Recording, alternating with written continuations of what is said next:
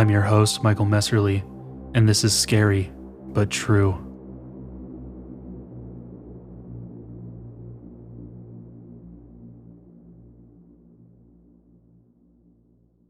A very special thank you to Juliana for our first listener-submitted story. The first story I'm sharing centers on strange happenings involving in my family. I come from a large Mexican family, with my mom's side from Durango, Mexico. When I was 5 years old, my 11-year-old brother was diagnosed with a rare form of cancer, Burkitt's lymphoma. He was taken to the Children's Hospital in Oakland, where he stayed intermittently for 2 years. During that time, my twin sister and I were in the care of different family members from Reno and Winnemucca, Nevada, and then finally sent to stay with my maternal grandma in Durango, Mexico.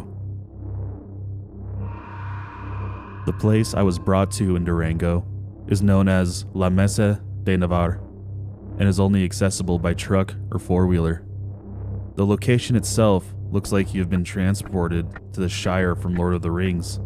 I am as short as Frodo, so go figure. And it has a beautiful creek that runs through it to a river. The town has approximately 24 houses along a series of dirt roads, and animals abound amidst in the beautiful landscape. As a young child, the couple of months I spent there was mostly spent outside. I had many cousins and animals to play with, and a new handy-dandy slingshot my grandma, or abuela, had gifted me. On one of those days, it was approaching sunset, and my twin and couple of other kids were down by the creek running around. I hadn't noticed the sun starting to go down, but I heard my grandmother's voice reaching my ears in a hair-raising scream. She shouted for my sister and I, cursing that she couldn't see us. All of us children looked around for her, finally seeing her come close to the creek from above a small overhang. The fire and worry in my grandma's eyes were visible even from a distance. My twin and I hauled our butts up the small hill and walked towards my grandma, who proceeded to yell at us for being outside, especially by the water right before sunset. Being young and never having been to Mexico before, I had no idea why my grandma was so upset. It was not until later that night, in the safety of my grandma's house, that she shared a story with us. Now, the story she shared is a common one among many Mexican children and has even been told on the podcast before, the story of La Llorona. My younger self was quivering in fear by the time my grandma finished telling the story. I went to bed with visions and images of a woman crying out for her niños, or her children, haunting me. Shortly after waking up, my fears were well behind me, and I was energized for a new day of playing outside and enjoying the picturesque town. I ran around the town with my favorite stuffed animal, a plushie of Dale from Disney and the Rescue Rangers, in tow, and we settled on a place not far from the river where there was a washing basin. I spent hours in that area, not realizing the sun was setting. The reminder from my grandma registered in my mind, but I figured a couple more minutes wouldn't hurt. Before long, the sun continued to lower in the sky, and I started to get a weird feeling. This is the first time I truly felt my intuition telling me that something was off. I felt a tightness in my chest and a heightened alertness to what I was hearing around me by the river. After deciding that Dale and I had had enough fun, I started to get ready to head back, and that's when I heard it. At first, it seemed like a soft, muffled crying. When I heard this, I froze in place, unsure of what I had heard. The crying became increasingly louder the longer I stayed by the river, and my fear also increased with it.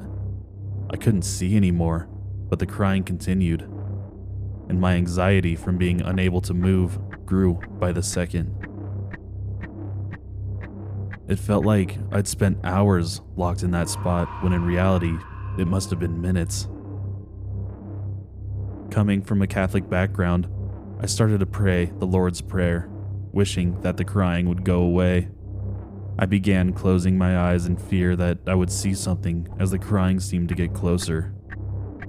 After a short while, it finally stopped. Eventually, I dared to open my eyes again, looked all around me, and there was no one. My legs finally unstuck. I hauled my ass back to the house and prayed the whole way back that nothing would follow me, and that I would not hear any more crying. Once I arrived back at my grandma's house, I got a stern talking to, and my privilege to walk the river was revoked for the rest of my stay. I can say now with absolute certainty that I would not have dared to go back to the river, even if one of the kids dared me to do so. Now, as an adult, the times I have returned to the town have come with a certain sense of fear, recalling what happened all those years ago. Did I have a brief encounter with La Llorona? What would have happened if I stayed longer by the water? Would I have seen her? Would she have gotten me? These thoughts replay in my mind, and I can only hope to provide the same cautionary tale to my own kids, should I ever have them.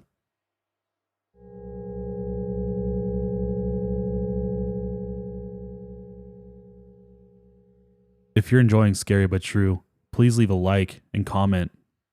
Also, shoot me a follow on whatever platform you're listening on, as it really helps me out. Thank you so much. Now back to the episode. Private investigator in Miami. I was a homicide detective with the NYPD for just over 16 years. 16 years of misery, pain, and death on a daily basis. I wish I could say that getting a conviction for a suspect I'd put the cuffs on could be satisfying, but it wasn't.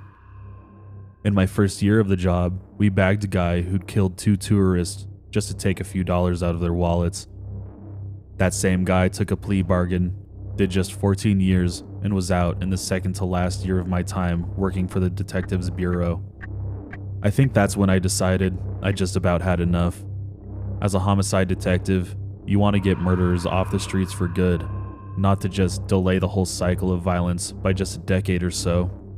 I felt useless, like I was just a cog in a machine that didn't even work properly. Then, about a year before I put my papers in, I spoke to an old partner of mine who'd left the job to become an independent private investigator down in Miami. He said it was the best decision he'd ever made, that he was raking in 3 times the salary without having to do any of the serious dirty work that made being a homicide detective almost unbearable. He also mentioned that if you get a good reputation for delivering on investigations, or if people hear you're an ex-cop, that the job offers come so thick and fast that you can pretty much just cherry pick the jobs you want while naming your price. By that time, I was divorced, had grown up kids in college across the country, so there really wasn't anything tying me to New York City. And so once I worked my notice period, I picked out an apartment in Miami, caught a flight down to Florida, and started my new life in the Sunshine State. I started off getting the overflow of jobs my ex-partner couldn't find the time for. He'd get a call, have to turn the person away, but would give them the old, "I can't do it, but I know an ex-NYPD guy like me, solid, hard worker, smart, and diligent." Time after time, this got me well-paid PI work that mostly consisted of insurance and personal liability stuff. Basically, if someone made a personal injury claim against an individual or company, I'd follow them around a little to make sure their injury was genuine and that they weren't hitting up the gym or whatever in their spare time. But there was another kind of job that accounted for a great deal of the work we did, and that was suspected infidelity. A husband or wife would get in touch with us, saying that they believed their spouse was having an affair. We'd then follow the subject around for a while, tracking their movements whenever they weren't at the family home to see if they were, in fact, seeing someone else on the side. And depressingly, more often than not, the suspicious party's gut feeling was correct.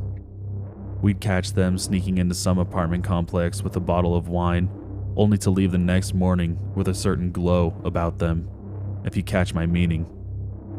Sometimes it was more brazen than that, but more often than not, attaining sufficient evidence of the affair required some serious tailing and stakeout work, and it was this kind of call that accounted for what turned out to be one of the most disturbing and terrifying cases I've ever worked.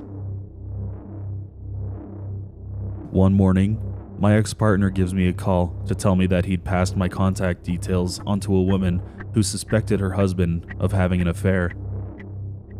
When she called, she gave me the usual spiel about him disappearing for inordinate amounts of time, how his accounts of his whereabouts were inconsistent, and that their sex life had dropped off almost entirely over the previous few months. To me, it seemed like an open and shut case. All I'd have to do was obtain the necessary photographic evidence, maybe snag some audio from a call the husband made to his mystery side piece, and then collect my fee. Whilst on the phone with the woman in question, who I'll keep anonymous for reasons that will become clear, I made a note of all the pertinent information on her husband's hobbies, habits, and whereabouts before I got to work tailing him. One of the woman's main complaints was that her husband was coming home particularly late on certain nights of the week, then disappearing on weekends. He'd claim to be at a certain place, like a bar for example. Then the wife would call the place only to find that he wasn't there. It was a Sunday afternoon when I tailed him from his home out to the Glenvar Heights area of the city.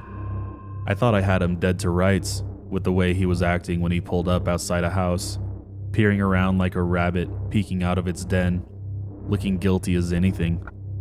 When he rang the front doorbell, I got my camera ready to snap pictures of whoever was about to answer, assuming it would be his paramour. Only it wasn't a woman at all. It was a man that he appeared to be rather friendly with.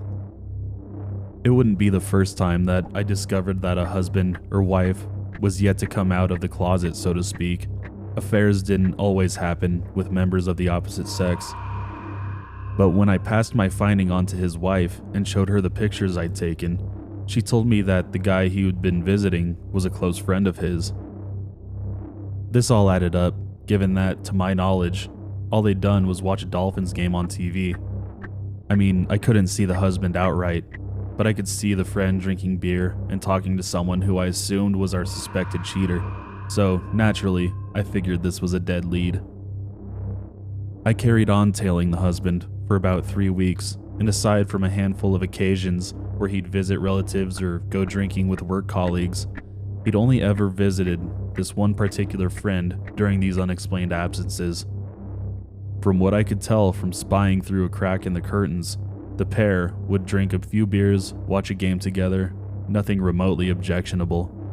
I tried to explain to this guy's wife how it was all seemingly innocent and that I hadn't caught him going anywhere remotely sleazy, but she wasn't buying it.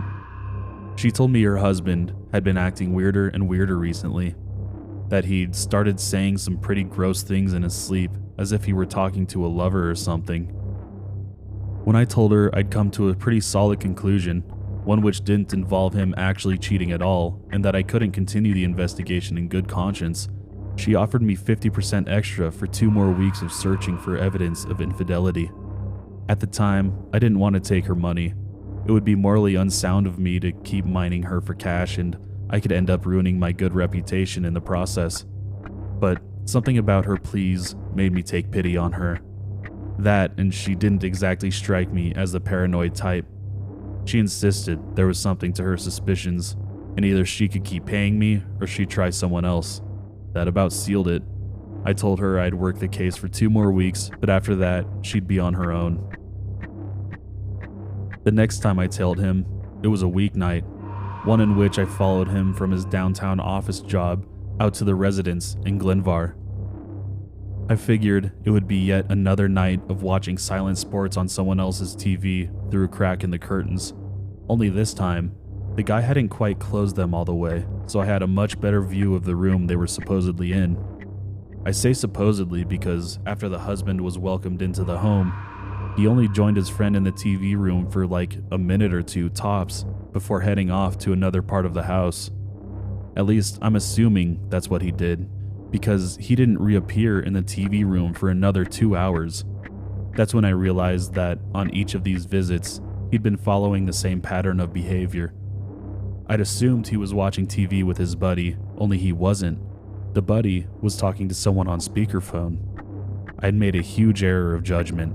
Something weird was going on in that house, and it was something that was essentially confirmed to be seedy when the husband exited the house at one point in a state of undress.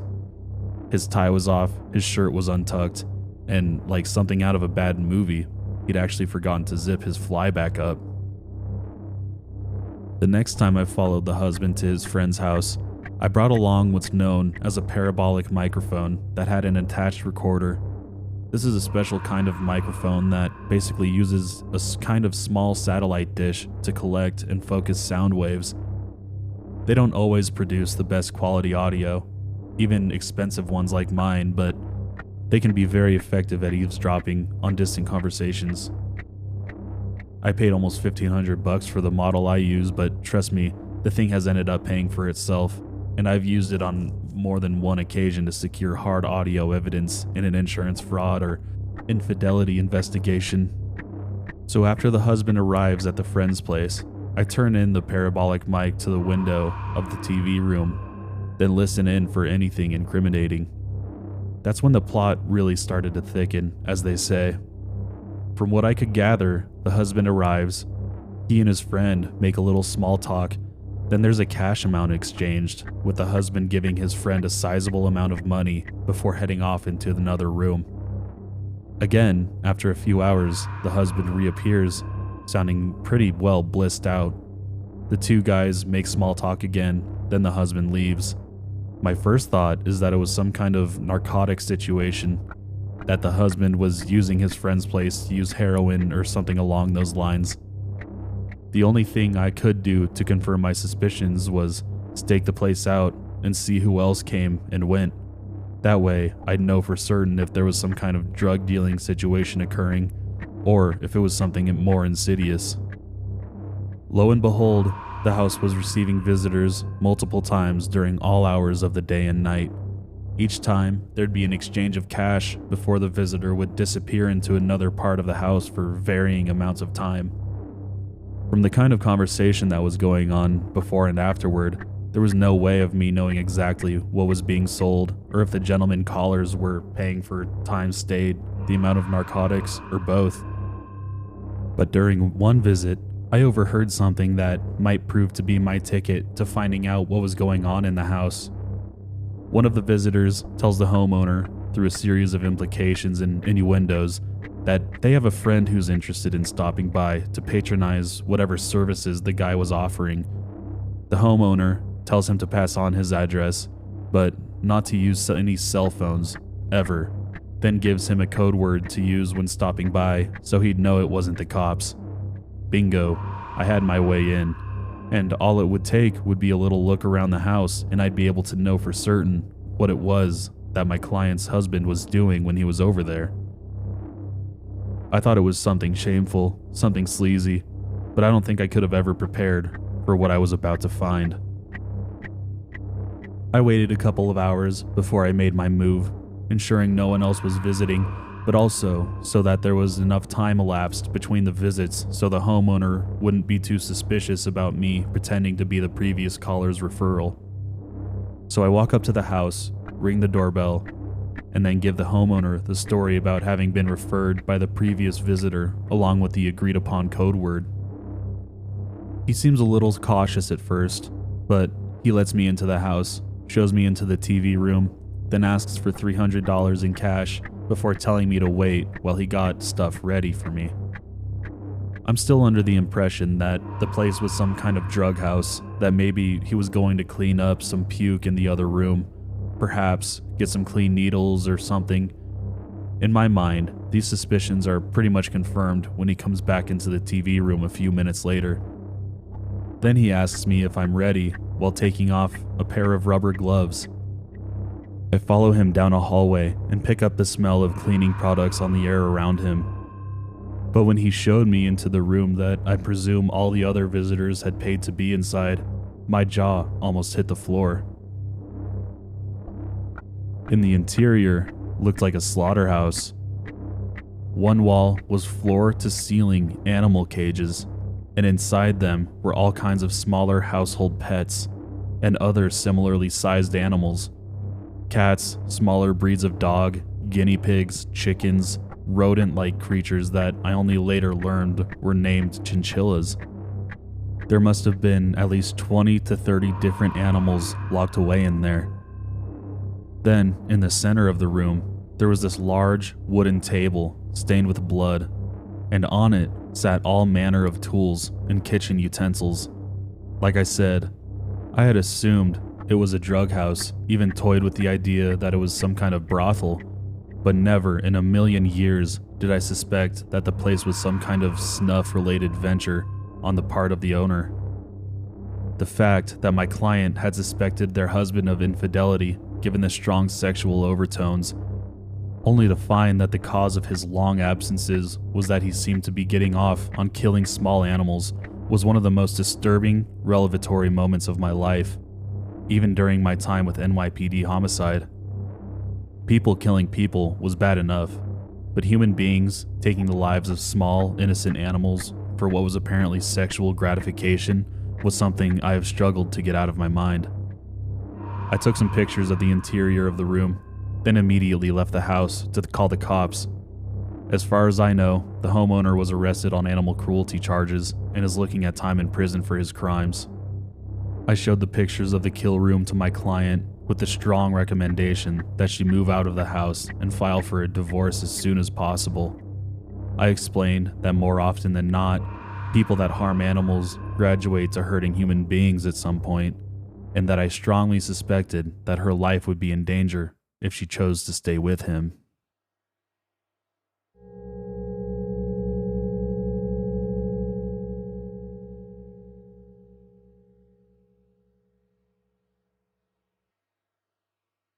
The toy box. I must have only been about 4 or 5 when I encountered the creatures in my room. I still had a toddler bed, not quite a single, the one that is converted from a large cot. It was low to the ground because I was prone to rolling out in my sleep. Near the foot of the bed, against the wall, there was a big red toy box made of plastic in the shape of a treasure chest. The chest was crammed full of toys, mostly little figures of cartoons I'd watch: Street Sharks, He-Man, Thundercats, biker mice from Mars, a few Pokemon figures, but mostly action men. I had a nightlight, a little plug-in one at the side of the headboard in the shape of a crescent moon. It glowed a faint orange that stayed on throughout the night. My mom always left my door ajar a little. We had a street light situated right outside the hallway window. It shone a strip of white light onto my wall. The toy box was next to the door. It was a small room, but the door just missed the size of the box when you opened it, as if it had been purposely built for the space. I was awakened by the sound of cracking and squeaking, the noise a dog makes when chewing a plastic ball. Small bumps and thuds came from the foot of my bed. I sat up and rubbed my eyes, mouth agape, still practically asleep. I sat and listened for a few seconds. The sound of rustling, things being clanged together, snapping and gnawing crept over my footboard. As well as the constant clatter, I could make out faint squeaking, very low and quiet, but it was there, more like that of a guinea pig than a mouse. But something was different about it. At the end, instead of rising higher, the tone dropped into a small growl. Slowly, I raised myself onto my hands and knees and crept forward to the bottom of the bed. This side of the room was dark. The nightlight's measly orange glow didn't reach past the bed. I peered over the footboard at the toy box. The lid was open, which was strange, and toys littered the floor. I watched as the noises came from inside the box. Something was moving, but amongst the figures, I couldn't tell what it was. An action man came tumbling out onto the floor. One of the flippers it was wearing had been shredded. The other leg stopped in a mangled stump halfway down. Examining the other toys on the carpet, all of them had bite marks, limbs missing, or faces chewed into a deformed plastic mush. Little hands, arms, and bits of chewed up parts were scattered on the floor also. Bewildered, I raised myself up and leaned forward, trying to get a better look inside the chest. At first, I still couldn't distinguish what was moving. Letting my eyes focus, I made out something furry. At first, I thought it might be the Furby I had in there, but whatever it was had its back to me, hunched over. Its fur looked damp and spiked up in messy clumps. A long, thin tail, covered in small hairs, slithered upright, the end twitching from side to side. I noticed something else move within the chest, and scanning the whole thing, I could make out two more tails, both different sizes, one longer, one shorter, protruding from deeper inside the mound of toys. I'm not really sure why, but whatever they were, I didn't want to be in the room with them. They scared me. Slowly, I crept from my bed and tiptoed toward the door. Reaching it, as it wasn't far, I placed a hand on it, still looking at the box, still watching the tails flicker. I cautiously opened the door. Silently, it swung open at first. The white stripe of light from the hallway grew as the exit out of the room grew larger. Even though I'd done it countless times, I slowed down once the door moved closer to the edge of the toy box, intently watching the distance between the two. As I slowed, the hinges of the door creaked loudly, making me jump. I froze on the spot. I listened out for the sounds of movement, but there was none. The chewing, the snapping, the gnawing, they'd all stopped. Turning my head, I peered at the toy box. I was met with two whitish yellow eyes. They reflected the light of the crescent moon in the hallway. They didn't seem to look directly at me, more off to my right, at the door. A nose, wrinkled and leathery, twitched as the two long slits extended and retracted. A slow wheezing breath escaped as a mouth began to open. It grew wider and wider, taking over most of the face. Incredibly sharp, needle-like teeth dripped with saliva. Bits of plastic and fake hair had been impaled and wedged in between them. There seemed to be no pattern to them. They just protruded outwards or downwards, in all forms of thickness as size. What looked like horns or ears, I couldn't really tell, protruded from atop the head and around the eyes, as if the eyelids stretched into a pointed, contorted spike. The creature didn't move, neither did I. Slowly, and with very little noise, toys were pushed out of the way and two more heads arose from the medley, all staring in the direction of the door, all white and yellow-eyed, like pools of molding milk. My heart drummed on my chest. Tears accumulated in the corner of my eyes. The creatures were different sizes, from a very small one to one the size of maybe a large rabbit. This one opened its mouth wider than the others and let out that squeak I'd heard before. It was just air at first, a whisper which rose into a muted squeak that lasted a second or two, then dropped dramatically into a low grumble, maybe a growl. This snapped me from my frozen state, and I swung the door open as quick as I could and bolted down the hall. I could hear the patter of claws on the laminate flooring behind me. A sensation rose from within my stomach, like a hot burst that flowed through my body. I remember wailing as I ran, feeling the tears stream down my face. My mother's room was at the other end of the hallway, closest to the window. I ran past my brother's room. His door was closed, past the open toilet door, and slammed into my mother's. The pitter-patter on the laminate changed to thuds on the carpet. My mother's bed was one of those ottoman ones, so it was very high off the floor. Before I reached it, I leapt, slamming into the side, kicking my legs and grabbing handfuls of duvet. I pulled myself up. A pain shot up my left leg from just above my ankle. I cried out, and my mom spun around to face me. "What's up, babe?" she murmured, pulling me onto the bed. "There's monsters in my room," I said through tears and shaky breaths.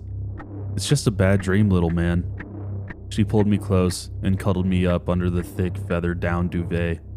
I cried for a while, but the lulling and stroking of the hair my mom did sent me off to sleep. The next morning, I'd pretty much forgot about what happened, and being influenced by my mom's comments, put what I could remember down to a nightmare. Getting up from the bed before my mom had awoke, I headed back to my room. The door was open wide from the hallway. I could see the top of the toy box open. Creeping to the doorway, parts of the toys still littered the floor, but there were no sounds. It was deathly quiet. I flicked the main light on and scanned the room. Nothing. I knew my mom wouldn't believe me if I told her what had happened, so instead, I picked up all the bits of toys and put them back in the chest. Once I'd tidied up, I walked back into the hallway and headed for the bathroom. I climbed onto the step next to the toilet and pulled down my pajama pants to go to the bathroom. My hand brushed past the bottom of my leg when I pulled my pants back up, and I winced. Contorting my back, I turned and looked down at my leg. There at the bottom was a long, bloodied, red mark.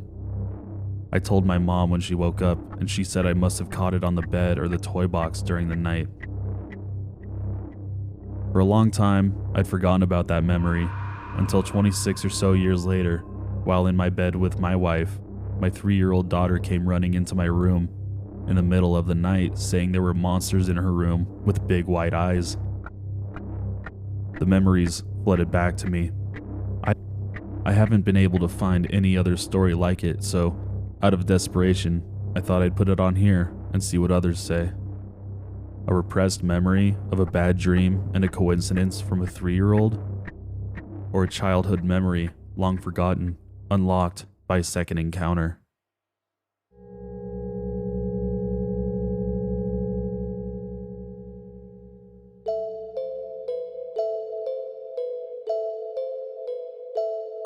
Thank you so much for listening. If you enjoyed today's episode, please leave a like, review, or a comment.